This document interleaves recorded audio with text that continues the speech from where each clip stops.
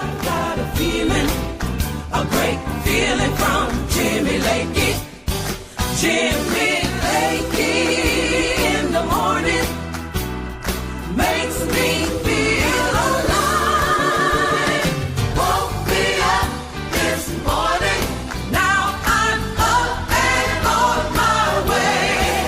Oh, oh, oh, yeah, what a great way to start your day, the Lakey way.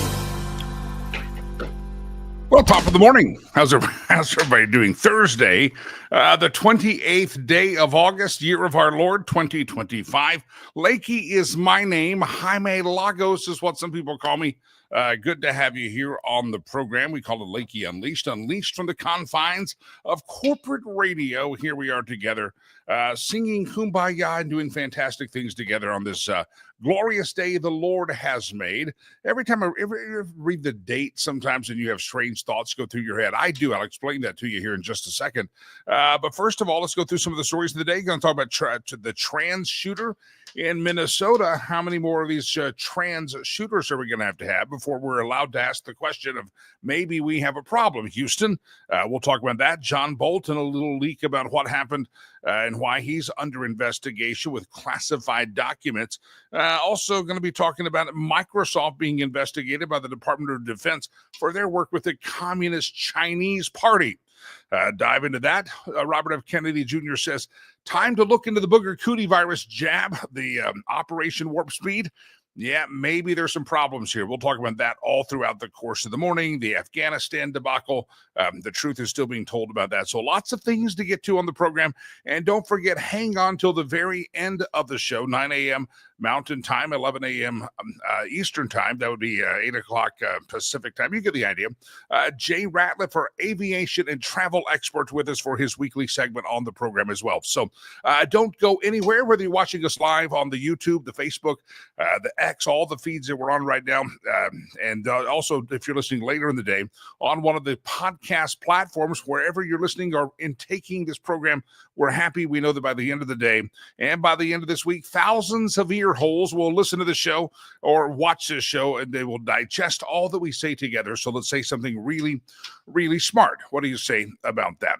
One of the reasons I mentioned the date, 08/28/25, when I first got into full-time radio, I was kind of a part-time. I was heading off to law school is what I was kind of intending to do. And then somebody said, you got a pretty voice. We like your voice. And suddenly I'm doing radio. And I moved to Colorado, and my first radio gig as a full-time paid employee. I had a couple of part-time gigs working here and there. It kind of made me feel radio's good. That's where people thought I had a good voice. But I was doing Christian music radio. I was introducing the Christian music. I was the Christian music morning DJ. And the company I worked for at the time was quite quirky. This is in the days of Christian music, where you actually had local and independent programming in Christian stations. Now it's all run by the, I call it the music mafia, called K-Love and Air One. They pretty much decide who makes it and breaks it in Christian music. And there's a couple of other smaller players out there, but they're the mafia. And I could attest to how their power of choosing a song to play can make or break an artist. I've been there as an artist manager before. However, the station I was with was locally programmed, a national company, and I was the Christian music morning DJ. And one of the things that was required by the station is if you were going to give, they didn't want you to be normal radio. So this is the stupidest thing ever, looking back, and yet we had to participate in it as staff. And it brings up a great question. Have you ever had a rule that you had to participate in as a staff member, and you go, this is stupid, but I'll do it because I'm getting paid? You couldn't just, in normal radio, you learn how to say the time. You say it's, let's say 8:06 in the morning, 6 minutes after hour of 8 o'clock. You say it kind of two different ways. That's the traditional DJ way to say it. Giving you a little trick of the trade, a little lesson. You don't have to go to broadcasting school for this. It's Mountain Time. I'm looking at the computer. It's 8:06 in the morning, 6 minutes after the hour of 8 o'clock. Boom, you play your song. You give people the time call. You do it two different ways.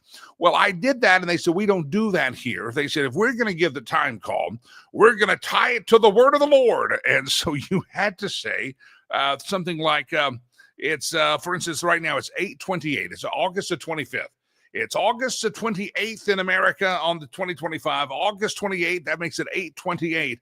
You know, my favorite Bible verse is 8:28. Romans 8:28. All things work together for good. You had to tie it to a Bible verse.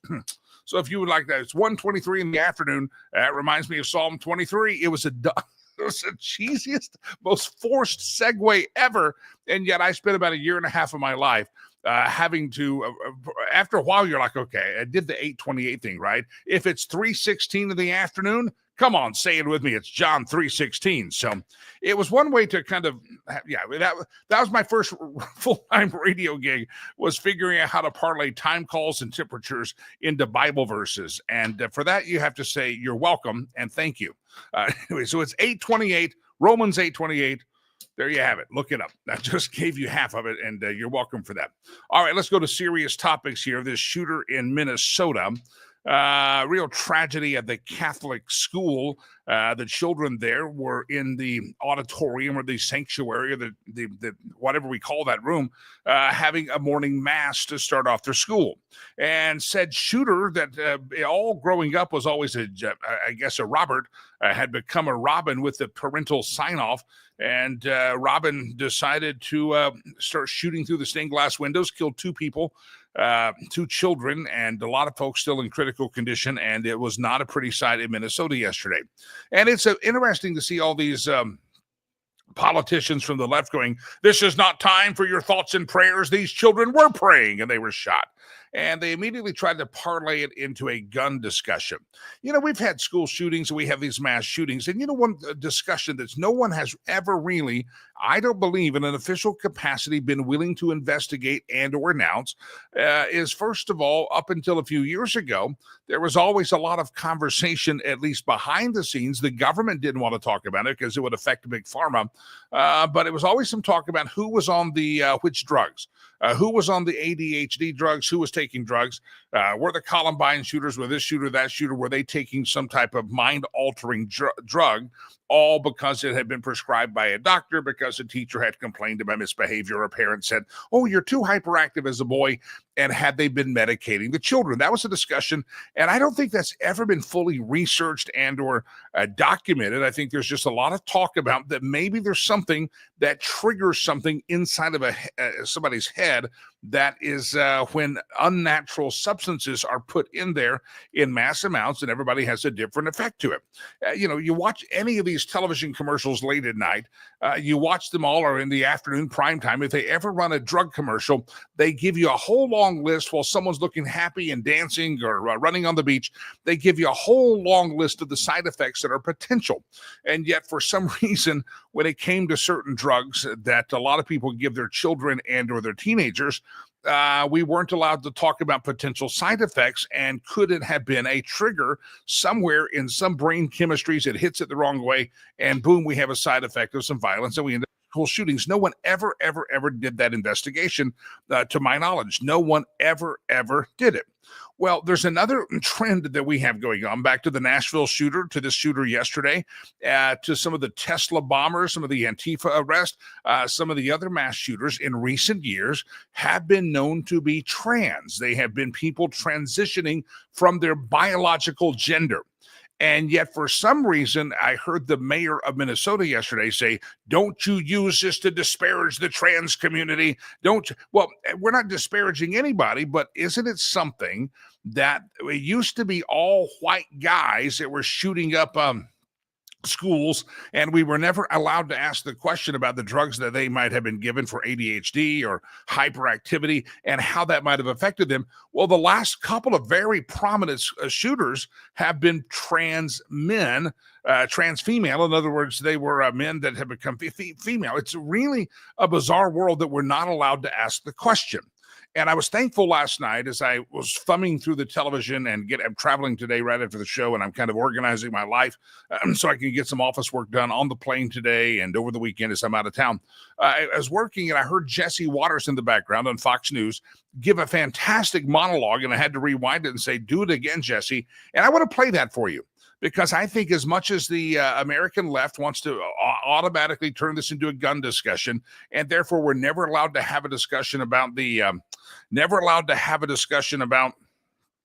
about different causes, maybe the pharmaceutical things that we're never allowed to ask that about previous school shooters when it was always young men that seemed to be full of rage. And they're not wanting us to also ask the question about, is it possible that putting in all sorts of transitioning hormones and transitioning medicines into someone's bloodstream could affect someone differently? Again, every pharmaceutical ad that you see on television that gets advertised, what do? They give you all the side effects. If it's a Viagra, Cialis, you could end up with an erection that lasts for 45 days if you're not very, very careful. I mean, it could cause you a heart attack. It could cause you an allergic reaction. It could just any of the medicines that you advertise on television always have a list of side effects. But if for some reason it is unfair for you and I to ask the question about these trans shooters, and we have another one in Minnesota.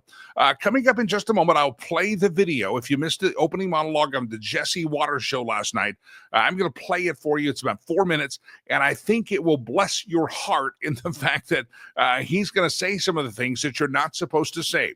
And again, if we really want to get a hold of these mass shooters out there and the kind of the thought pattern behind them, obviously we have a mental health issue, but could there be something else triggering that violent episode? And I think it's fair to ask, back in the days of here in Colorado, we know the Columbine shooting, the STEM shooting that we had here in Colorado. That was another bizarre. One of those shooters was kind of a bizarre type character as well. But we're not allowed to ask the questions. We're just immediately supposed to go, it's guns, it's guns, it's guns, and not ask the question of why is it that most young men for many years in America behave politely at school, and yet some of them were triggered. Some young white guys were triggered and went off on mass school shootings. And I think now you see a trend going on. If you look at some of the folks arrested in the Tesla bombings, a lot of those were people in the trans world. What normal person goes and blows up a Tesla or lights a Tesla dealership on fire? Well, obviously someone who had confusion about their own gender identity. Is there something happening that we're supposed to be compassionate and accepting and just say, hey, it's great to be you, isn't it? You want to be a boy, you can be a boy. You want to be a girl, you can be a girl. Matter of fact, we will give you a cocktail of pharmaceuticals and hormones that will switch that gear inside of you, and you can become whatever you think you are.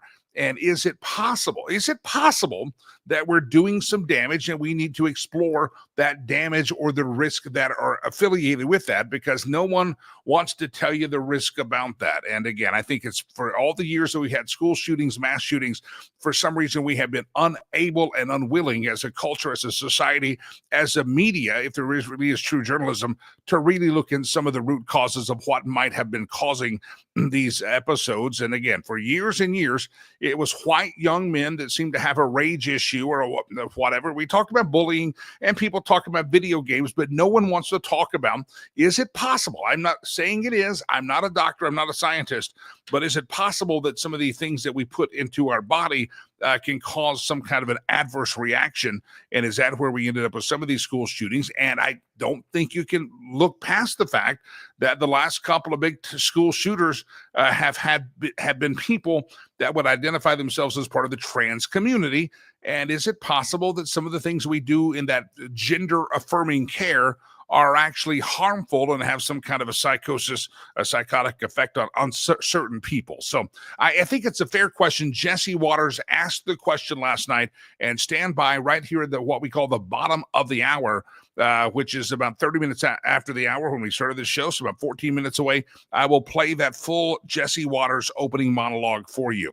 All right, great to have you here on the show. Jimmy is my name. And again, some of you watching live on all the platforms we're on lots of Facebook feeds streaming out right now. The Twitter is just getting our start up this morning. The Rumble's going. The X is going as well. Wherever you're listening, don't forget our chat room. Any of the platforms you're on, you can make a comment and say good morning to us. Let us know where you're at. Looks like we've got our normal St. Louis Valley, Springdale, Arkansas is checking in. Fort Collins, Colorado is there. Wherever you're at, we'd love to hear from all of you. And give us a hoot and give us a holler and let us know where you're chiming in from. Always love to hear from you all across America. If you're in Florida, want to hear from you. If you're in Missouri, we always hear a lot of folks in Missouri. Anybody from Nevada this morning, love to hear from you as well. All right, Jimmy is my name. And again, pleased to have you here. You can comment on any of the topics that we talk about on the course of the program. If you're listening later in the day, thousands of ear holes will hear this show on the podcast version. We're happy to... we wish you could converse with us live, but if it's after the fact, you're always welcome to send an email to us, info@jimmylakey.com, info@jimmylakey.com. All right, good to have all of you here. I want to bring in my first guest of the morning if I can get my computer to actually cooperate with me. It's not cooperating yet, but it shall. Please hold. There it is. All right, here we go. I want to bring in my first guest, John Tamny, author of a book called Deficit Delusion: Why Everything Left, Right, and Supply Side Tells You About the National Debt is Wrong. And as we talk about the big, beautiful bill and Democrats, when a Republican's in office, the Democrats worry about the deficit. When a Democrat's in office, the Democrats worry about the budget deficit, the national debt. No one's concerned about it when their guy's in charge, but when the other guy's in charge, everybody gets concerned. What's the truth? The whole truth and nothing but the truth. Please welcome in John Tamny to the stage. Author John Tamny, welcome in, sir. Hello, John. Can you hear me? John, do I have you? I can hear you clicking the computer. John just muted himself. Let's unmute. John, you're on. John, your mic is muted on your end, sir. There we go. Go ahead. I can hear you. Oh, gosh. I can hear you. You're good. Let me bring John. Doesn't know we can hear him. He can hear us. We'll bring him back down. John Tamny, again, the name of the book is this is live production, isn't it? Deficit Delusion: Why Everything Left, Right, and Supply Side Tells You About the National Debt is Wrong. All right, let's bring John back up. John, I can hear you. Can you hear me? I sure can. Thanks for having me on. Great. Good to have you. I don't know if you heard my setup. I was talking about every time the Republicans in the Congress or the White House, the Democrats get very concerned about the national debt. They don't concern about it when their party's in, and it's vice versa. Everybody has this feign, oh my God, the national debt. Oh my goodness, deficit spending. What are we going to do? You've written an entire book to tell the truth, the whole truth, nothing but the truth about our national debt, our national deficit. So what is the truth? We're supposed to be very upset when Democrats are in charge that they run up the deficit. And if Republicans in charge, the Democrats are very upset. Everybody's upset about it as long as the other guy is running up the national debt. What's the truth about our deficit? The truth is the debt is an effect of the fact that we take in too much tax revenue. It's an effect of the fact that we're the fastest growing economy on earth, not because of the debt, but we're the fastest growing economy on earth. We massively overtaxed the creators of all this growth. And so we have the whole world lining up to lend to us precisely because we're the safest bet on earth to pay back what we borrowed. We have a problem of overtaxation, hence the debt, not undertaxation. And to be clear, this is not a Laffer curve argument. This is not about let's cut taxes to get more revenue. No, we have way too much revenue now and the expectation of exponentially more in the future. And that's why the debt keeps going up, up, and up. The markets trust us like no other country. Again, the voice of John Tamny. We'll talk more about his book here in just a moment. It seems as if, though, you talk about reducing deficit, people say, reducing taxes. People say if you reduce taxes, it's going to be a tax cut for the wealthy, and it's going to cause our deficit to skyrocket. And we've obviously have seen that sometimes the government's income actually goes up when tax rates go down. So talk about this taxation and the politicization of it, because again, if you want to cut taxes, you're told that you're cutting it for your big fat cat wealthy friends. And then on the other hand, you do cut it. We see the income to the government go up, which is the truth. Well, let's ask the question, who can borrow 10 million? Who can borrow $1 billion from a bank just walking into it today? Me or Jeff Bezos? Jeff Bezos. Yeah. Could do it in a second. They would laugh me out of the bank. What business can borrow $1 billion right now with ease? Amazon or my Parkview Institute? Amazon. in a Yeah. second. Governments are no different.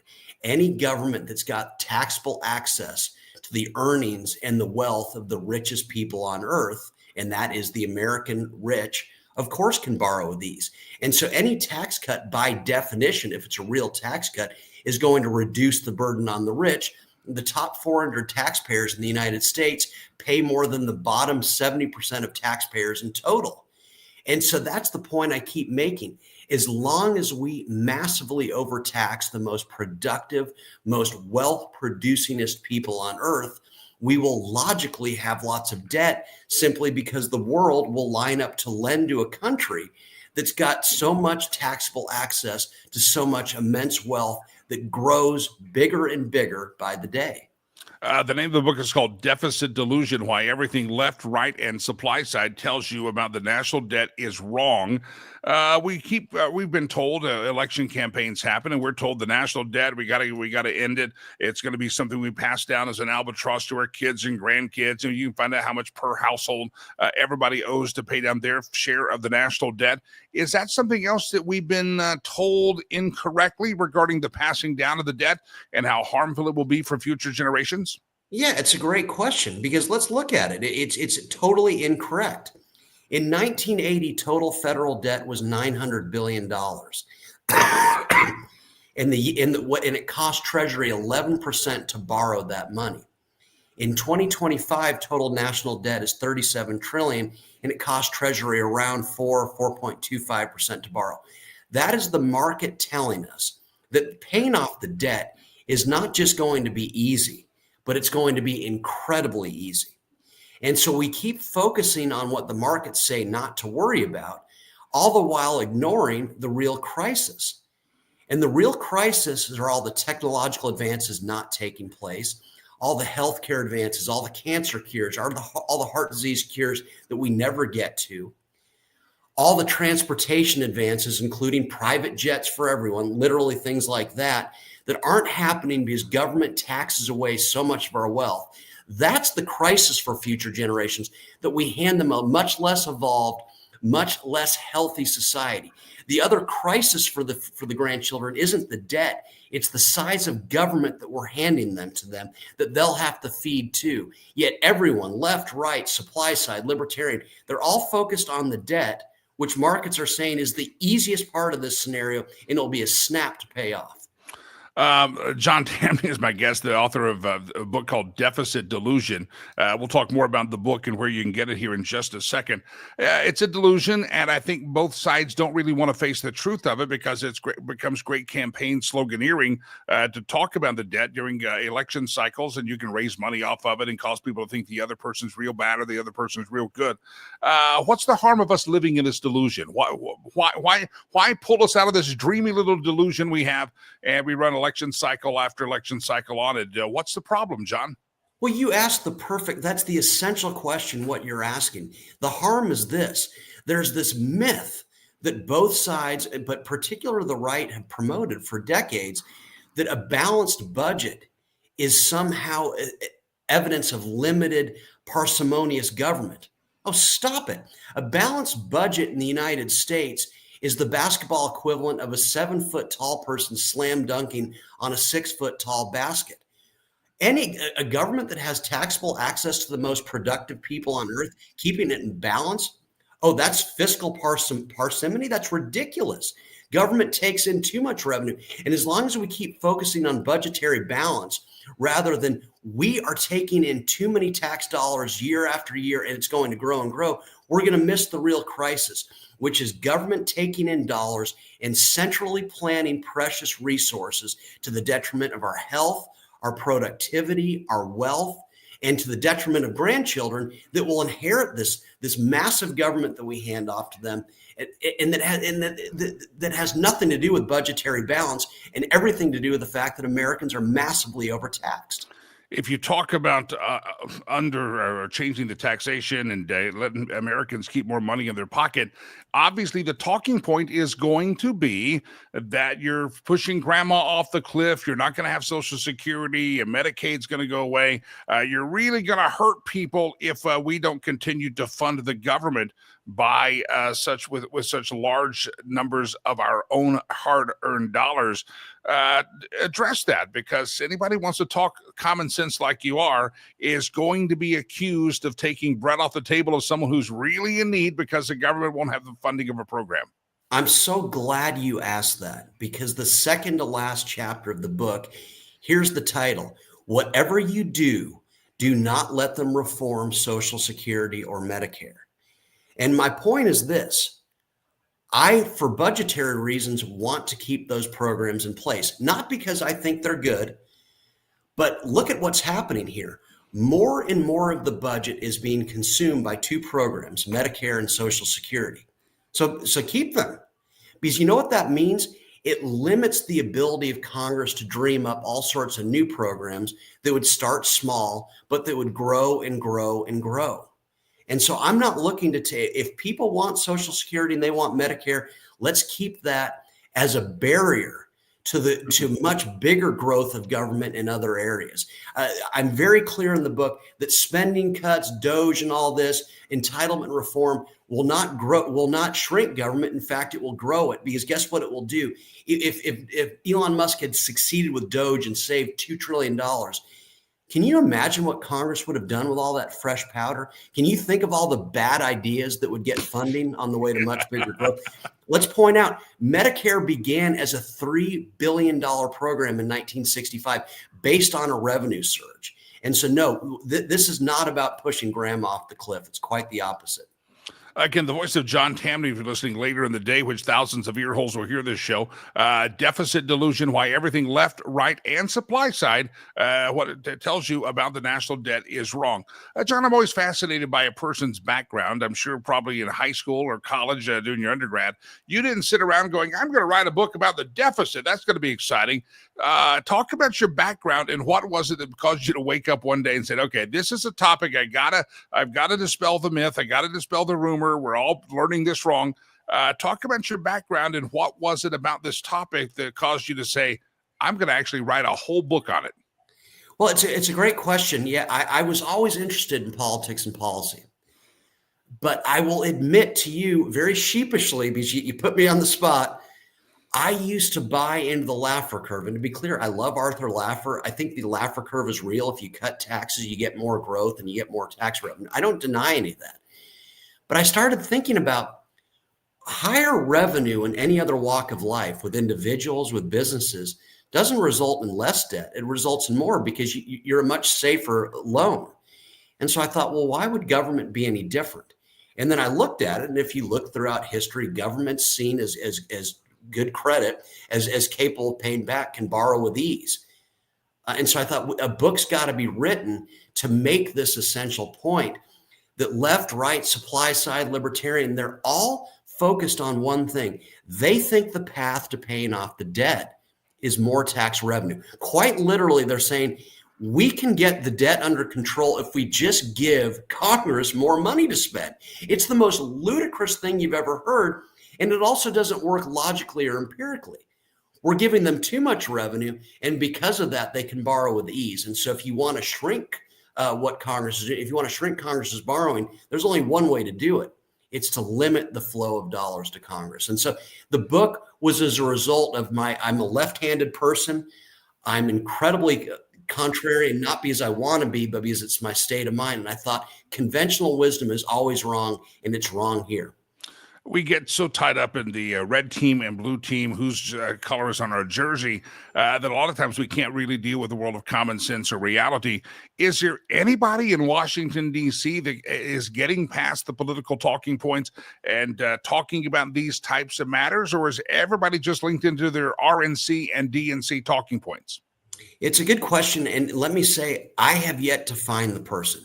I wish I could say that my book is a continuation of someone else's argument. I don't know anyone who agrees with my book yet. But that's why I've told people, I've said, you need to read this book because it rejects conventional wisdom from all RNC, DNC, libertarian, conservative, liberal, conservative, all that. Why not read something that says something different? But that's my point. I don't know anyone yet who agrees with me, but that's why I think the argument's so crucial.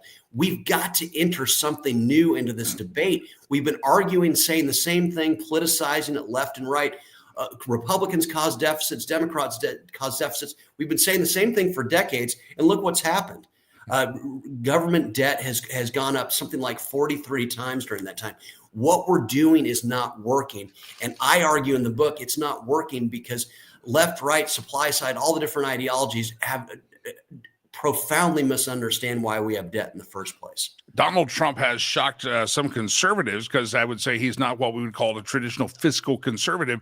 A matter of fact, he says he's not really worried about all the deficits and stuff because we're going to grow our way out of that. When you hear Donald Trump say that, you've got other conservatives or Republicans saying we got to cut this. Trump says, don't worry about it. Don't worry. We're going to grow our way out of it. Where does John Tamny stand? Nonsense. Look at the last 45 years. The U.S. economy has grown in staggering amounts. I mean, the Dow Jones Industrial Average was 742 in 1982. Today, it's something like 45,000. We have had stupendous growth in the United States. And alongside that, the total national debt has skyrocketed from $900 billion to $37 trillion. And so everyone would say, oh, wow, crisis, we're headed for a reckoning. No, I'm saying we're not headed for a reckoning. That the debt rose is logical because what lender around the world, what investor around the world wouldn't lend to a country that's growing so fast? We're the best bet on earth. And that's what I keep saying. That's the scandal. That's the problem. We are so overtaxed now and will be so overtaxed in the future that $50 trillion of debt is just a few years away, probably not long at all. And we'll keep going up. That's the scandal, that it's so easy to pay the debt off. So if John Tamny were in a room and you had the members of the House and the Senate and everybody was going to listen to you, you came down from a mountain, your head is on fire, you're glowing. They go, okay, this guy is an oracle. He's got something for us. And then the president comes in and says, oh, there's John. He's the oracle. He's come from on high. He has a message for us. In the middle of all the budget battles and all the talking points, what would John Tamny tell the gurus in Washington, D.C. To focus on and what the policy should be moving forward? First off, I'd say the surest sign we don't have a debt crisis is all the debt. We're going to pay it off easily. That's how we know that is all the debt. The markets are saying that very clearly.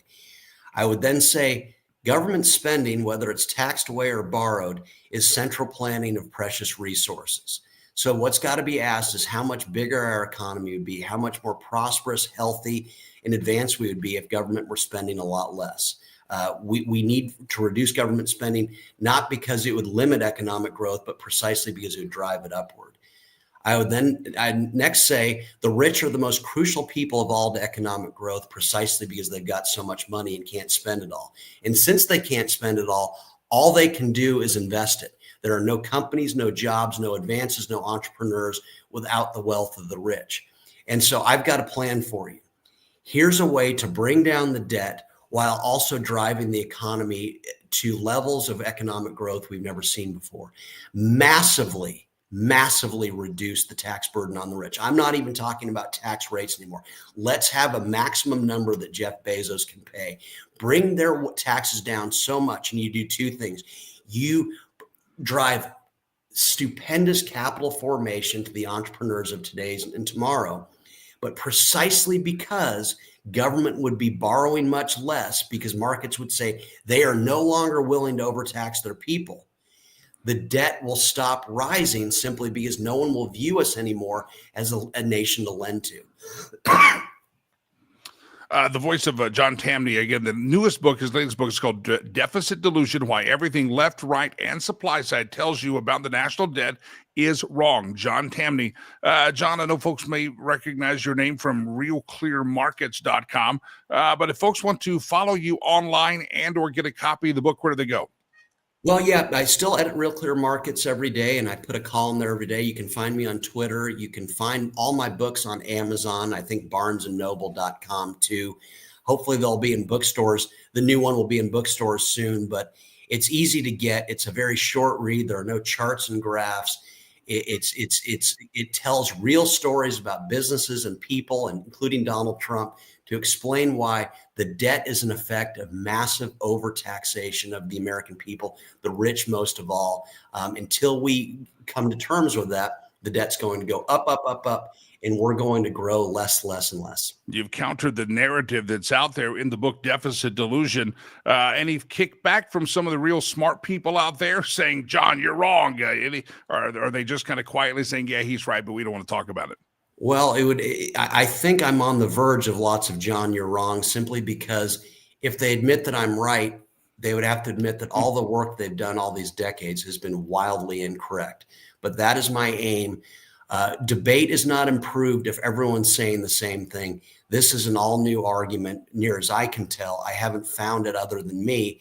And I think it's worth it to insert into a really loser, stale argument something new into that bloodstream. Political economy editor at Forbes, senior economic advisor to Torador Research and Trading, editor at realclearmarkets.com, and also the new book, Deficit Delusion, Why Everything Left, Right, and Supply Side Tells You About the National Debt Is Wrong. John Tamny, I appreciate you hopping in here, sir. Congrats on the book, and I appreciate the insight. Hey, Jimmy, thank you so much. I really appreciate you having me. You got it. John Tamny, Deficit Delusion. Pick up a copy of it. It's an interesting read. I started scouring through a little bit of it last evening. Some of the notes I took, and I said, "Wow, I've not heard that before. I've not heard that before." And whether you're left, right, or center, or wherever you fall, this is a different take on the deficit, and it goes counter to everything that you and I've been told pretty much our whole life in every campaign when we're told to love, hate, or be indifferent to the deficit. It all depends on who's in charge. It's a totally different perspective. Deficit Delusion by John Tamny. And if you don't follow realclearmarkets.com, you should. I think it's a great website as well. Deficit Delusion, John Tamny, Why Everything Left, Right, and Supply Side Tells You About the National Debt Is Wrong. Deficit Delusion. All right, we've got more guests coming up here on the program. It's a Thursday edition of the show. If you're listening later in the day on the podcast platforms, hello from the past. I hope you're doing well in the future. Again, thousands of folks will listen to the show by the end of the day, end of the week. And a lot of you watch it live. A lot of you listen to it in the audio version only. And I do appreciate it indeed. All right. Remember earlier this week, I played for you some video of some liberals out there singing, and they were singing about the Maryland dad, Abrego Garcia. They were singing about Kilmar Abrego Garcia and how he's our neighbor and you can't deport him. And a lot of you sent me messages and commented in the chat room and said, I can't unsee that. I can't unhear it. I can't believe you're playing this. This is absolutely positively nonsense. Why are we having to put up with the singers? Well, I decided I'm going to put some up. I want to give you better singers, okay? And so, ladies and gentlemen, this is kind of the inoculation. This is the vaccination. This is the treatment for the disease that I showed you of these people wearing the pink coats this week. And I would play it again, but I'm afraid some of you would be very upset with me if I did.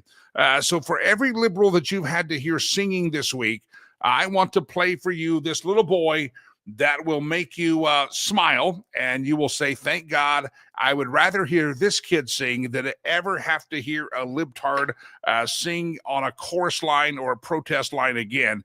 Here we go. This is for all of you that tolerated the liberals singing at these protests. They've been singing ever since Trump got in office, making up songs, making up chants, trying to act like they're 1970s war protesters, but they're not very melodic. They don't carry a tune, and they're not good singers. Ladies and gentlemen, this is the inoculation to all the crap and all the idiots that you've had to watch sing recently. Play it. Yeah. Boom, boom, boom, boom. Fire, boy, make a big noise, playing in the street, gonna be a big man someday. You got mud on your face, big disgrace. Can get your head all over your place, singing rock you. Good job, man. There you have it. That's fantastic. I don't know if you can't laugh at that and smile at that and say, wow, put him out of the protest. Let him sing. Instead of these little limp-wristed liberals out there singing, why don't you put that kid out there and let him sing? That's fun stuff there. All right, I don't know if you watched the Jesse Waters show last night, but he really broke down this Minnesota shooter, a trans shooter, killed some people yesterday at a Catholic church, at a Catholic school in Minnesota. And the usual characters came out there and wanted to start blaming it on the gun. And we've never, as a nation, been willing to address the issue as to what causes us to have these mass shooters. For years, absolutely positively for years, we weren't allowed to ask the discussion, are any of these mass shooters that were traditionally white guys, white young men, usually from suburbia, were any of them on psychotropic drugs to deal with ADHD? Is there something out there that had triggered some kind of a chemical reaction inside of their head? There's obviously every television ad you see on regarding pharmaceuticals, there's always a list of possible fallouts. Stop using this if this and this happens. We were never allowed to ask that when the shooters were white and when they were from suburbia. And is it possibly possible that there's some fallout? I don't know the answer, but we've never really even researched that as a cause for school shootings. We blame video games, we blame the guns, but could it be something that the big pharmas are putting into our kids and we think it's okay? And now we have another rung in the ladder of a string of shooters. The Nashville shooter with the manifesto that's still under lock and key. They won't let us read this shooter yesterday. These are people that are trans. They are people that have the mental thought delusion, in my estimation, that they're a gender other than their biology. Their biology came out in the bathroom. They're either a sitter or a pointer, and they think they're the opposite. You understand what I'm getting at? They're trans. And Jesse Waters brings up the topic that we as a culture are told it's bigoted, it's racist, it's horrible that we would ever think about. Is there something that we're chemically inducing, triggering inside of a person by some of the treatments that we do in the name of gender-affirming care? We're compassionate people. Don't talk about these types of things. Well, we've got dead children, and shouldn't we talk about these things? Shouldn't we talk about what caused shooters from Columbine moving forward? Shouldn't we talk about, is there something that we're doing that's triggering this besides access to the guns? Again, the stories go on, people used to carry their guns to school and go hunting ducks after school or go hunt a deer after school. People have always had access to guns. What is it that's triggered in our culture? Lack of appreciation for life? Is it medical? I don't know. But we should have that discussion, but we're told we can't have that discussion. Jesse Waters brings up the discussion last night. This is his opening monologue on his show. I want you to hear it because he's going to list out a whole bunch of things that have happened by people that are in that transition. And maybe, just maybe, we should look at something about that transition. That is there something we're triggering, and why can't we at least ask the question as a healthy and intellectual people to get to the bottom of it so more kids don't die? Jesse Waters last night, go. Transgender who hates Trump, Christians and Jews, shoots up kids at a Catholic school, and the media wants to take away your handgun. So how are we supposed to protect ourselves from trans shooters? The media is bad at pattern recognition. We aren't. Just 2 years ago, another trans 20-something walked into a Christian school in Nashville with a rifle and shot 3 kids and 3 adults. They buried the manifesto and locked down the case. We've seen trans shootings in Colorado and in Maryland. They even shot up an ICE facility in Texas. And it seems like half of Antifa's trans. A couple of they-thems just got popped for firebombing Teslas. The mayor of Minneapolis says, you can't say that. Anybody who is using this as an opportunity to villainize our trans community or any other community out there has lost their sense of common humanity. We should not be operating out of a place of hate for anyone. We should be operating from a place of love for our kids. I don't hate anyone who thinks they're trans. I feel sorry for them. But statistically, the trans population has been prone to violence. That's not villainizing, that's reality. And if you can't recognize reality, you're in danger. We love the American people, especially American children. And if they're troubled and believe they're somehow a girl trapped in a boy's body, We want to get them help. We don't want to give them hormones and operate on them. Society shouldn't be trying to produce more trans kids. We shouldn't be encouraging an emotional disorder or whatever this is. And doctors should stop profiting from it. Great Britain ended child sex change surgeries. They said it's barbaric, and they're right. And politicians should stop elevating the trans issue like it's the civil rights struggle of the 21st century. You see it all over Minneapolis. Minneapolis will continue to be a safe haven for our trans community. For being a safe haven for transgender individuals. We have sued them for gender-affirming care. Yes, we are not going to scapegoat our transgender community. When our children tell us who they are, it is our job as grown-ups to listen and to believe them. So when your 9-year-old tells you he's a horse, do you let him sleep out in the barn and eat hay? What are we doing here? Just a few years ago, the psychiatric community classified transgenderism as a mental illness. Then doctors went woke and removed it as a condition, and now millions of young Americans are identifying themselves as trans and getting high fives. When someone has an illness, we should treat it instead of affirm it. We don't celebrate schizophrenia. We don't encourage depression. Teenagers are confused. Sometimes these things are just a phase. And if they're not, all right, then a grown man can wear a dress. If he wants to do that in America, he has that right. We're a pretty darn tolerant society. But the left's weaponizing trans kids and turning them into culture warriors. And they've been turned loose against the church, schools, and Trump. You see it, I see it. The trans Klan has a militant wing, and it's out for blood. They're taking lives, defiling churches, and freaking everybody out. And some politicians are doing more to protect shooters like Westman than soft targets like schools. In 2023, private schools in Minnesota begged Governor Walz to fund more school safety. They told him it was an urgent and critical need. Minnesota had an $18 billion budget surplus, but the governor didn't do it. Instead, he turned Minnesota into a trans sanctuary, and his attorney general, Keith Ellison, sued Trump so they can keep castrating little boys. Tim Walz failed. Our leaders keep failing us. They failed us during COVID, on trade, on immigration.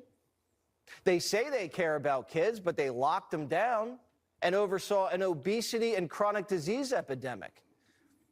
And now there's a growing trans epidemic, and they won't even admit it. Just like crime. They created a crisis and then lie about it and blame you for not being compassionate. But their fake compassion is getting people killed. It doesn't get more plain than that, my friends. And again, the fact that we're not allowed to ask the question regarding these trans shooters is sick and wrong. The same way for years we're not allowed to ask the question about other drugs when the shooters that we had were usually white, angry young kids from the suburbs, and we weren't allowed to ask about the medicines they were being given for their ADHD. So a great job by Jesse Waters. I wanted you to play that. If you can find it, go look for it. It's worth watching again, and it really sums up that, again, that don't disparage the whole community. Not disparaging anybody, but I think we have to ask the questions and not be afraid that someone who lives in delusion can't be questioned. And again, the mental illness that he talked about that used to be defined, that's now considered mainstream, and we want more of it. It was called gender dysphoria.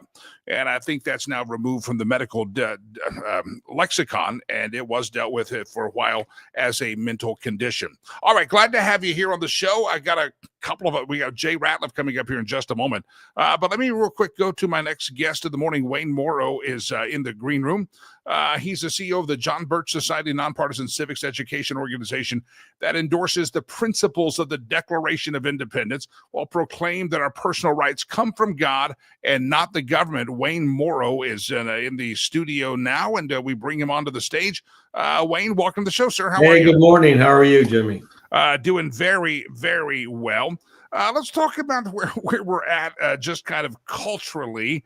And then I want to get kind of to the shift of the Republican Party, what Donald Trump has done to shift overall. But we live in a strange world where you're not supposed to ask certain questions. Years and years of school shooters, we weren't allowed to ask. Maybe the ADHD drugs, maybe some drugs were triggering these white boys to go shoot up schools somewhere. Now we have a string of violence and even shootings at people in the trans community. But Wayne, people don't want us to ask the question, what could be triggering certain segments, whether it's white young men or trans men becoming women. We don't like asking certain questions, but isn't it important that we ask these questions so that we can save lives in the future? Of course, nothing happens by accident sometimes. But that everybody has an agenda. And unfortunately, innocent lives are killed because they hate the Second Amendment. And we learned a lot of time ago that sometimes they lay a trap for that. But it's a sad situation to see. Really, as you can see, the moral decline of some of the young people. I mean, we see that even in the political arena. And we kind of lost our roots. And I think we're seeing a manifest result of it all. Yeah, you mentioned the Second Amendment. Rather than get to the bottom of what triggered this person or that person, whatever their identity, I don't care. But let's get to the bottom of it, save a life. But they use it as a hell-bent way to jump on the Second Amendment and want to talk about guns rather than dealing with the root issue because they're so hell-bent against our Declaration of Independence, against our founding fathers, and against our freedom that kids can lay dead in the street. And as long as we can take your guns away, those kids are just props for some kind of a political campaign. Absolutely. I just see I think that's the hidden agenda here. Yeah. Wayne Morrow, CEO of the John Birch Society, nonpartisan civics education organization, endorses timeless principles of the Declaration of Independence. I brought you on because I have this interesting question. I was kind of going back in the last 20 years since I was doing talk radio, now doing the streamcasting and podcasting, that we as conservatives, we were known as the party of Bush and Cheney, and we were going to have wars and we were going to fight wars, and they were never-ending wars. And the left out there wanted Dick Cheney and other people tried at The Hague for war crimes. And all of a sudden, in the last 12 or so months, maybe the last 12 or so weeks, it seems like it's totally flipped on its head. Donald Trump is out there saying, quote, "I love stopping wars," seems genuinely bothered by the life and the bloodshed and the lives that are being lost in Ukraine and Russia and around the globe. And the Democrats are squawking about all the peace that's breaking out. What in the heck happened, Wayne Morrow? How did we become is the GOP now the old hippies of the 70s protesting war? Well, I don't know about the hippies of the 70s, but that's a good one. Some look like they're hippies. I would say, yeah. I mean, it's nice to see a president proclaiming peace. I mean, wars just maim and kill people for a lot of bad reasons. Let's put it that way. And I think over history, we find a lot of them were senseless, all of the war. But we're not the national world policeman. But we try to proclaim, reality and really what the right way to go. And I think that's, again, what I said earlier, that's a function of society has gone immoral. And they use killing people for lots of either political reasons or sometimes senseless reasons. And I'm glad to see at least President Trump is proclaiming, hey, let's just play nice, Can we just talk about this first instead of shooting each other? And I can't deny that, but it's a tough place to be. I mean, on the world stage, there's a lot of things goes on behind the scenes that we're not privy to. But I think on that end onset, having a peaceful world is really important. And that's probably where I think most people want to be. Yeah. Wayne Morrow's my guest, John Birch Society. We'll talk more about that in just a moment. Wayne, another question. Dwight Eisenhower famously warned us against the military-industrial complex, and I think we've been controlled by the military-industrial complex and donations and campaign finance for many, many years. I was talking about this trans shooter, and one of the reasons we're not allowed to ask those questions about any of these school shooters, boy, girl, trans, whatever, is because you have another industrial complex called the pharmaceutical industrial complex. Are we finally waking up to the fact that a lot of policies that have been bad for us and bad for our health, bad for our kids, bad for new generations, we've been manipulated to think this is the right thing to do, but actually it is that military industrial complex or the pharmaceutical industrial complex. Mm-hmm. It's we're getting played, aren't we, by the secret underbelly of government and funders? Well, there's more than just them. So it's not just the farm industry, but there's a lot of folks with self-interest in Washington. I mean, medicines, there's some medicines that really do a good job, and there's some that are questionable. Yeah. I mean, to stay healthy, you have to have a healthy lifestyle. I mean, Robert Kennedy Jr. talks about eating well, stay healthy. You don't have to worry about taking pharmaceuticals, right? Yeah. And there's a lot of natural cures and not just pharmaceutical cures. And I think people are waking up to that. Yeah. Looking at a healthy lifestyle. Getting sick is expensive, no matter what it is, you know? And I just think I see a change in the people's perception on taking care of themselves. And GMO and fast food is not the place to go. You know, the end result is pretty poor. When I lived in Europe, GMO products are allowed. You can't buy GMO products. I mean, think about that one for a while. Yeah. So, you know, there's something, you know, I think people waking up to that fact that staying healthy is important. And yes, there are unfortunately large organizations, corporations, where political machines keep their political agenda on the front burner because of funding. And I think people waking up to that. I hope so, because those political machines kept us at war and cost thousands of lives and livelihoods in war for the last 20 years. And I'm glad that Donald Trump is saying, hey, maybe we should rethink this before we just go try to be the policeman of the world and keep our men and women locked down for 20 plus years. The John Birch Society, a long historic society organization, a nonpartisan civics and education organization. Mm-hmm. Why don't you tell us, for those who don't know, what the John Birch Society is, what you do, and how folks can learn more? Oh, of course. Thank you. Well, first of all, we've been around since 1958. Mr. Robert Welch was our founder. You can go online, YouTube. He says things back then that are unfortunately very coming to truth here. He talks about that word nobody wants to talk about, the conspiracy. Now they call it the deep state. They talk about the globalists. It's all the same. Because there are people afoot, certain groups, working hard to destroy freedoms in all parts of the world. And we know the UN is the hub of all that. And we found that out for COVID, what that was all about. That wasn't such a cool thing to do, right? Getting locked down and be locked in your home. Can't work, can't do anything. But we're trying, our whole goal is education. You know, Jimmy, I'll tell you what happens. As I travel the U.S., I ask this question. When is the last time you read the U.S. Constitution? Sadly, regardless of what it is, conservative groups or not, maybe 1 or 2%. Then I ask the other question, when's the last time you read your state constitution? It's usually 0. So we have an election coming up, right? Real soon, next year. I'm concerned about that because the MAGA people have gone to sleep and they're all happy that President Trump, they got pom-poms out, he's our president. But you well know that Congress makes the laws. And the left is working extra hard to get their power back again. To be anything that President Trump did with EOs, can never happen unless it becomes law. Yeah. So you need a Congress that supports him. So the call goes out to all listeners. If you really want to do something, get involved in the process and make sure you have constitutional mind in Congress, because Congress makes the laws, regardless who the president is. So this is really important. To support what's going on, you need a constitutional mind in Congress. And Americans don't know much about the playbook or the rule book, but they should, and they need to get involved, because the left is hard at work. Yeah. If folks want to, Wayne Morrow, by the way, is my guest, and he is the CEO of this John Birch Society. Wayne, if somebody wants to learn more about the John Birch Society and follow along with what you do, where do they go? Okay. Absolutely. Well, we have a website called jbs.org. We have a monthly magazine called thenewamerican.com. It's a monthly magazine. We write all kinds of interesting things. Give you a real truth behind the story. Look, we talked about the shooter. We do that. We have a school, online school, goes from K to 12. It's been around for 15 years. It's called Freedom Project Academy. We publish our own books, by the way, Western Islands. We have all kinds of books, over 250 titles. So we've been at this game for a long time. It's all about education, limited government, and more responsibility. We make a better world out of it. Yeah. jbs.org. Wayne, appreciate you hopping on the program, sir. jbs.org.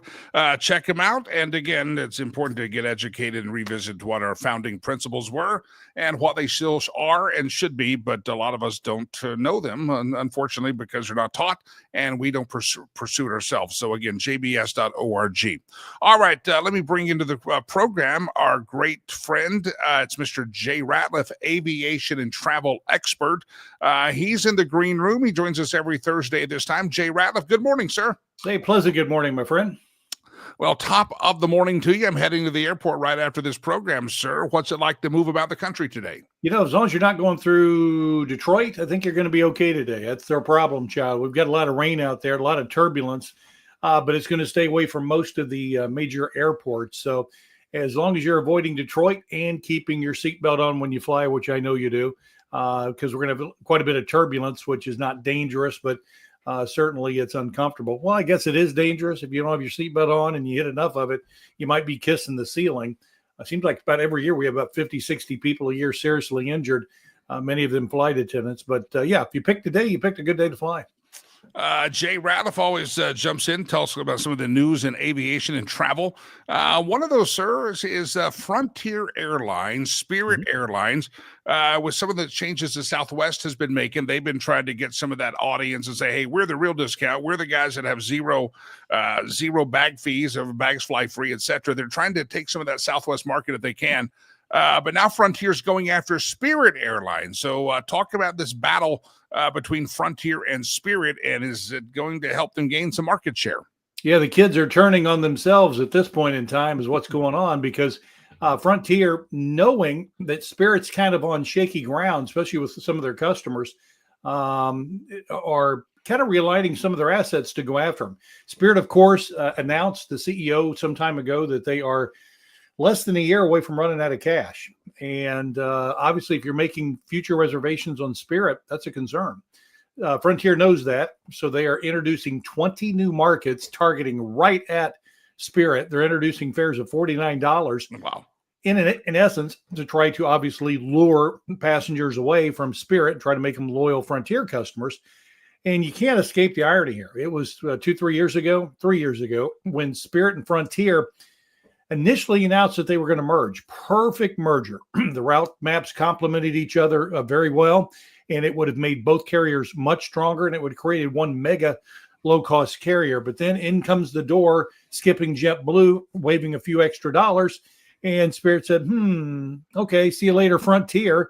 They tried to merge with JetBlue, which was eventually denied by the Department of Justice over competition rights, and it should have been the number of jobs that were going to be lost with the overlapping cities. And of course, then Spirit kind of limps back to Frontier saying, hey, will you merge with us now? And Frontier says, no, we're not interested. So we've gone from there now to the point where Frontier is going to be going after Spirit with these 20 new markets, trying to lure as many customers away as they can.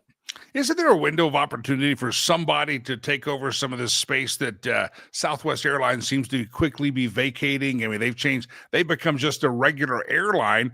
If Frontier or Spirit could get their stuff together, is there room in the marketplace for a true discount airline? Well, the ones that are there many times are leaving some of these markets. And I hear from people all the time saying, Jay, I don't get this.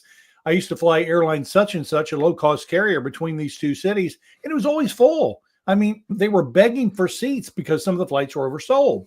How can they leave this market? And goodness, if they can't make money here, they can't make money anywhere. And I said, well, it's based on the yield or the profit per passenger. If they're flying between your city and another city and their yield or profit per passenger is minimal, but they can take that same airplane to another market, operate it, and make money at 78% load factor instead of 87, well, then if the flight's full, they're going to be making a whole lot more money. And that's what we're seeing a lot of airlines do, both legacy and low-cost carriers. It used to be you would protect your turf and never let it go once you had those airline slots. Now they're fickle. They're saying, look, if we can make more money in these other markets, we will go there. Obviously, the door is open for new airlines, but that's such a difficult thing to do. And of course, I'm being asked a lot what's going to happen to Spirit if, in fact, they start to limp towards the finish line here. And I really think that there's a strong likelihood that another carrier might look at actually acquiring Spirit, not so much for the routes, although that may be the case, but more so the airplanes. They have a fleet of Airbus airplanes, as I recall. That's their aircraft of choice. And if you want to buy an Airbus or Boeing, put your order in, and we'll see you in 7 years. But if you want to increase your fleet quickly, you can do that through acquiring another airline. And obviously right now, Spirit's pretty cheap. You might see something happen there. I'm not suggesting, obviously, go out and buy the Spirit stock, anticipating something happening, because we don't know. But at this point in time, if I have a future reservation on Spirit, as long as it's paid for by a credit card, so if they do go out of business, I can contest that charge and get that removed, because obviously they didn't deliver on the transportation promise. But I'll be honest, if I was booking a reservation for next spring, next summer, I would think twice. And look, I like Spirit. They've really turned things around and they're headed in the right direction. It's just right now we're seeing kind of a reduction in the demand for travel at a time when these low-cost carriers can afford it the least. You're saying they could be sold off for parts is basically what. Yeah, that's kind of the case at this point in time, which again, you hate to see, because anytime one of these low-cost carriers goes away, that means the total number of low-cost seats across the country diminish. Yeah. And the fewer of anything that we have, the more expensive it becomes. So I don't even like low-cost carriers to merge, because through that consolidation, we see fewer end results as far as low-cost carrier seats that are in the market. I want as many low-cost carriers as I can get out there. I want as many low-cost carrier seats, because that's what allows the average fare in many of these markets to be at historic low prices. In fact, there's an argument to be made that in some markets, it's cheaper to fly today than it has been ever in the history of commercial aviation. And you know who we can thank for that. A Democratic president. It was Jimmy Carter that deregulated the airline industry in 1978, October of that year. And that's what allowed competition to walk through the door. And it has been great for consumers since. Obviously, if you own airline stock, not so much. But from a consumer standpoint and the competition that came in, $49 fares today, you adjust for inflation, and other than electronics, nothing is cheaper today than it was 20 years ago, 30, 40 years ago. But in air travel, it is. Yeah. Jay, I've been on a lot of flights, as you have, international, domestic, and I've seen some ruly passengers, and I've seen some overbearing flight attendants, especially during the days of the COVID. Put your mask on. I've seen all that. I've never seen a passenger get slapped by a flight attendant, but there's a passenger suing your beloved Delta Airlines for getting slapped by the flight attendant. Tell me the story. I'll tell you the story, and if you want a mass story, I can follow up with a good one after that. But there was a Delta flight. I think it was going into Phoenix or the West Coast. I can't recall. It was a longer flight, 4 to 5 hours. Shortly after the flight took off, I believe maybe it was from Philadelphia headed for Fresno. You had a passenger that was requesting water, apparently for one of his children, who was a little bit upset at the time. And apparently there's a verbal altercation between the passenger and the Delta flight attendant. And the next thing you know, the passenger is getting slapped. Now, according to him and his attorney, the slap was so forceful, people with these noise-canceling earphones heard it and were shocked. Apparently he did not respond. Again, this is his side of the story. He did nothing to really, cause it to happen, other than he was just having a disagreement, trying to get something for his son. And according to him, he calmly sat down and wrote out the flight in embarrassment for the next 4 hours. He is now suing Delta Airlines, and he says he wants every single agent to be trained in ways to handle this as far as sensitivity training. And for his time, he'd also like to have 1 day's profit that Delta Airlines makes. Now, last year, Delta raked in profit about $3.5 billion. You take $3.5 billion and divide it by 365 days, he's asking for about $9.5 million for this slap. Now, Delta obviously not commenting. They have suspended the flight attendant pending the outcome of the investigation. Nothing's on video that we've seen, so we really don't know what's going to happen, but that's where things go. And, airline employees are taught if there's ever a situation, there are opportunities where maybe you have to restrain a passenger, but you're never to strike or slap, obviously. So it'll be interesting to see where this one goes. because right now it's headed to court with two people having, opposing opinions. All right, one more quick story. American Airlines, another diversion. Why? Because an electronic device caught on fire. These stories keep coming up, Jay. No, they're just happening too many times. There was an American Airlines flight that took off from Philadelphia, had to make an emergency landing at Washington's Dulles Airport, as it turned out, because they had an electronic device on board the aircraft overheat and catch on fire. The flight attendants had to turn from flight attendants to firefighters, and they are trained to do so. And they were able to extinguish the fire as smoke fumes were filling the cabin. Captain declares an emergency, makes an immediate emergency landing. I say immediate.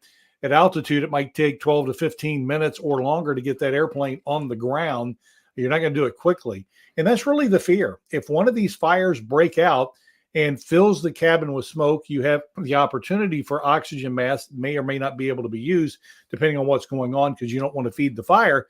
But the problem, of course, is that with the number of these incidents that are taking place, how much longer is it going to be before one of these become very, very, very serious? And Air Busan, BUSAN, is a image you can Google. This was an aircraft that was at the gate, had one of these electronic devices catch on fire, and you will see what's left of the airplane. Not much. The whole top is burnt off.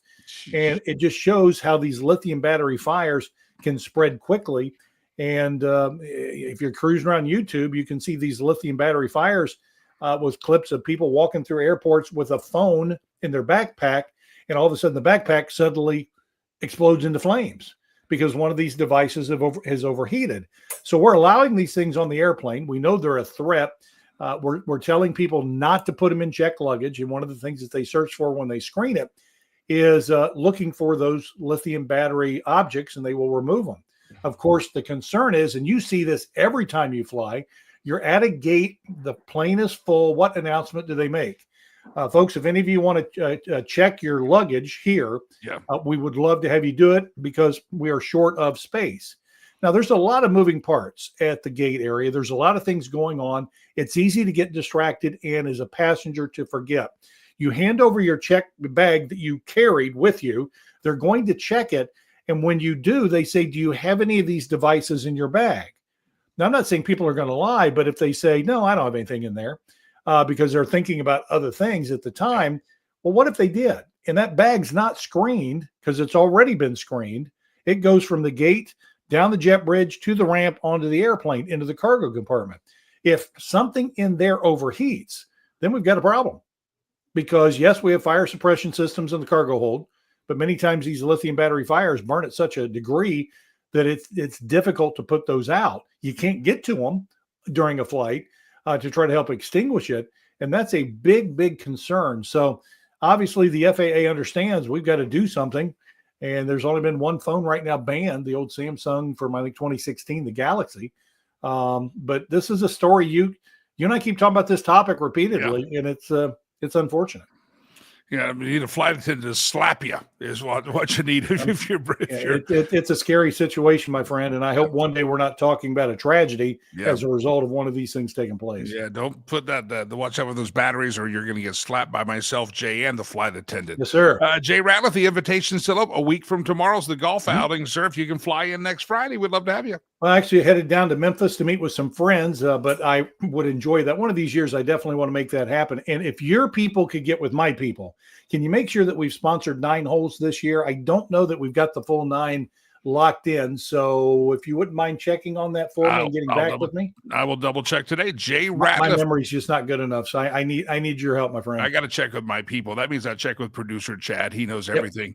JRatliff.com, JRatliff.com. I'll talk to you next week, sir. Appreciate you. Looking forward to it, my friend. JRatliff.com, JRatliff.com. All right, ladies and gentlemen, that's going to wrap up our program. We're going to do the meme roulette section of the show.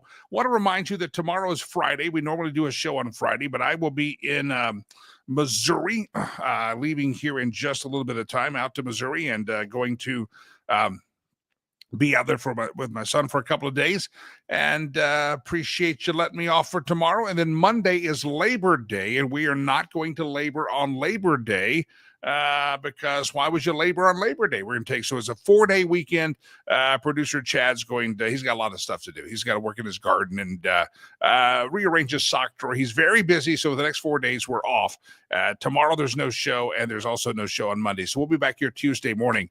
And if you would like to stay in touch, and I do post sometimes on the Facebook and the Twitter. By the way, last night I go to my Twitter feed, Jimmy Lakey. I posted up a comment about these truck drivers that don't speak English and couldn't read the street signs or the highway signs. And I tagged Uber and Lyft with an ongoing concern I have with drivers I've had recently, that if you've seen some of these tragedies of truck drivers, commercial driver's license being given to people who probably are not proficient enough in English to operate. I've had some Uber and Lyft drivers, and I'm telling you, like we talk about lithium batteries, I hope to God one day we're not talking about a great tragedy because Uber and Lyft have allowed these rideshare people to have a driver's license and say, well, that's good enough.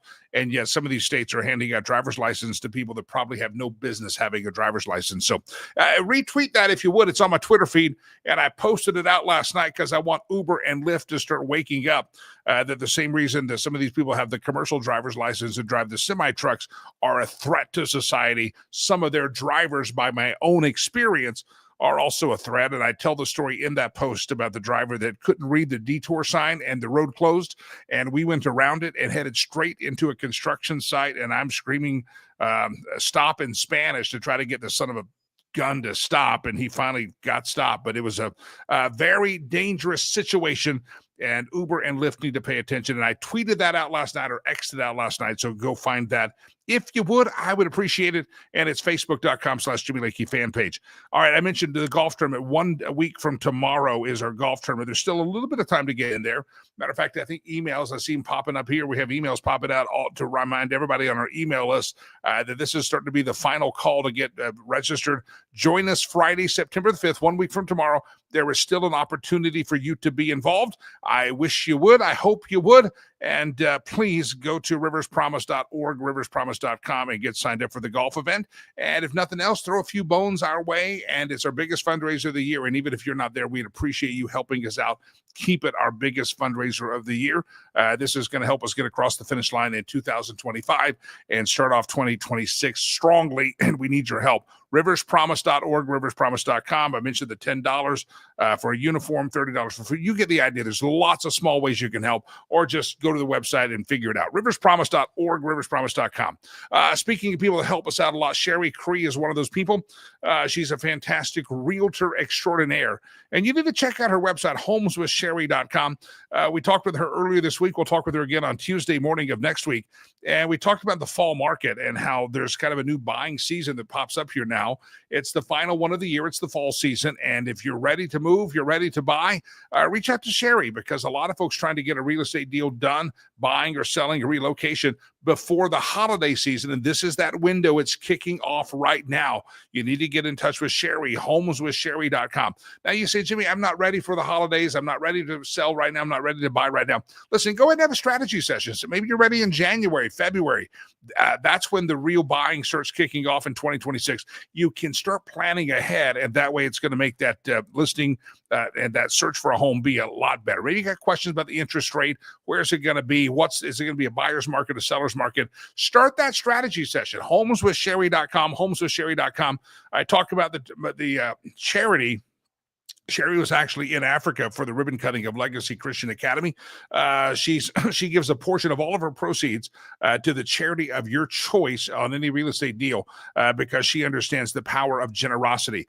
So not only just a fantastic person to help make your real estate dreams come true, but also just a very generous and genuine person. I mispronounced that, probably so genuine person. You got to talk to her. Homeswithsherry.com. Strategize. If you're ready for the fall buying season, fall selling season, now's the time to get in touch with her. Or if you want to kind of plan ahead, looking forward and kind of get figure out your timeline with her, she can help you. Homeswithsherry.com. Real estate, it can be that thing that creates generational wealth. Set your kids and grandkids up in a big time way. Homeswithsherry.com. Homeswithsherry.com. Check it out. And if you missed the interview with her, go back to watch the Tuesday show or listen to it on the audio platforms, Spotify, iHeart, Apple Podcasts, etc. The Tuesday, you can hear a conversation that I had with Sherry about that fall buying market. HomesWithSherry.com, our good friend Sherry Cree. All right, ladies and gentlemen, it's time for the Stolen Memes section of the show, in which we go around the intergoogles and we steal memes shamelessly from other people, and we claim them as our own because you know why? We were too lazy to make our own. So here we go. Play along with me. Round and round the globe we go, where we steal the memes from no one knows. Being an adult, it's basically dealing with idiots, paying bills, cold meals, no sleep, and avoiding the doctor until you need to be hospitalized. True. Ding, ding, ding. That's true. Round and round the globe we go, where we steal the memes from no one knows. Here's your Gen X disaster kit for sale. Earthquake, tornado, hurricane, nuclear bomb shelter. Listen, somebody's selling this on the marketplace. Listen, there's no lowball offers. I know what I have. Make a bid. But don't lowball me. That's a Gen X disaster kit. Anybody who's younger than Gen X, you don't know what we're talking about. But that thing saved us from World War. It really did. Round and round the globe we go, where we steal the memes from no one knows. I got to blow this one up so I can actually see it. Why is it in blood font? Why is it in blood font? I don't know what blood font is, but anyway, fun clown for kids. Blood font. Is that a font? I don't know. Anyway, some of you get that joke. I don't get it. I rode the short bus to the to the television program today. I apologize for that. Blood font. What's blood font? You know, I don't know. I don't understand. Round around the globe we know, where we steal the memes from no one knows. Speaking of our golf tournament, me putting back a $10.19 package of chicken because I see one for $9.49. Also, there's me buying a $700 putter because my $500 putter isn't making any putts. Any of you golfers can recognize that. You go to the grocery store, I'm going to get the package of chicken for $9.49 because $10.19 is too much. But you go to get the putter, that $500 putter is not good enough, and you're going to buy the $700 putter. I understand that. Was that in our Colorado National Golf Club right there? Round and around the globe we go, where we steal the memes from no one knows. Here's our final meme of the day, I believe. In my, the 80s gone bad. I'm in my IROC Z, pumping White Snake, leaving my perm appointment to meet up with the family at the Sears Portrait Studio for an acid wash extravaganza. We should all show our 80s photos on here one day. Well, I did. I was a kid, so I'm more that bad. Yeah, I didn't have the perm look, I don't think. Round around the globe we go, where we steal the memes from no one knows. Ladies and gentlemen, we have milked the meme machine dry, and that wraps up and brings us to a great conclusion here today. Rich does have a great point. I know it posted up earlier. Go back to watch that Jesse Waters interview or monologue earlier. If we're not supposed to call out groups of people, they say, don't call out the trans on this trans shooter, then why are the gun owners a group that always get called out and vilified? If that mayor of Minnesota really concerned about vilifying and calling out members of society, why is they're not afraid to call us out as gun owners and those who believe in the Second Amendment? Rich, good point, and I appreciate it. All right, one more reminder. Tomorrow we will not be gathering here together. I'm heading to Missouri. As soon as the show's over, I got a couple of things to do and heading out to the airport, and I'll be out there with my son probably through Monday. I think I may come back early if I can. Keep him in your thoughts and prayers. He just got cleared to play football again and then hurt his other knee. And so we're going out to deal with that tomorrow with him. So I'm flying out there today and appreciate your patience as we're going to be away from tomorrow because I will be with him for that procedure. I will do that tomorrow and then help recovery and then come back Monday. Monday's Labor Day. We'll take the day off. We're not going to labor on Labor Day because why would we do that? And then we'll be back Tuesday, Wednesday, and Thursday of next week in the golf event. RiversPromise.org, RiversPromise.com, RiversPromise.com, RiversPromise.org. Make a donation. We'd love to have your support there. Even if you can't make the golf tournament, we'd love to have you participate with a donation. Would you think about it? Would you pray about it? Maybe you want to sponsor a kid. Maybe you want to buy a kid a new uniform. We talked about that yesterday. $10. Got about 240 uniforms that I need to buy here real soon. And plus our food, if you have $10, who can throw us $10? Help a kid get a uniform. $30 feeds a kid a month, 2 meals a day. You get the idea. Go register. riverspromise.com, riverspromise.org. I am Jimmy Lakey. I'll see you next Tuesday, right? Take a couple of days off. If you want to stay in touch, info@jimmylakey.com and facebook.com/Jimmy Lakey fan page. Until we meet again in about 4 days, may God bless you. May God bless America. I am Jimmy Lakey, Jaime Lagos. Peace. I'm out of here.